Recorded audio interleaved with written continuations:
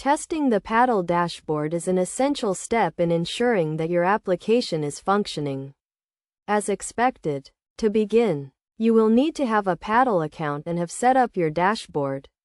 Once you have done this, you can start testing the dashboard by checking the overall layout and design to ensure that it is user-friendly and easy to navigate. Next, you will want to test the functionality of the dashboard by checking that all the features are working as expected. This includes testing the navigation menu, dashboard widgets, and any other interactive elements.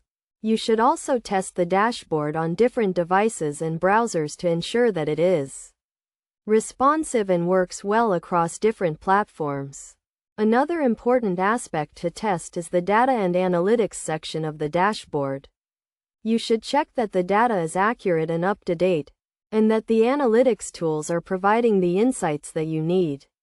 You can do this by checking the data against external sources, such as Google Analytics, and by using the analytics tools to track key metrics and trends.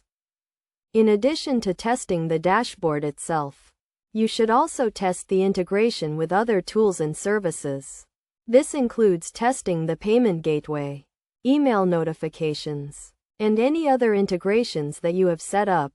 You should check that these integrations are working smoothly and that data is being passed correctly between systems. Best practices for testing the paddle dashboard include testing regularly, using a variety of test cases, and testing with different user roles and permissions.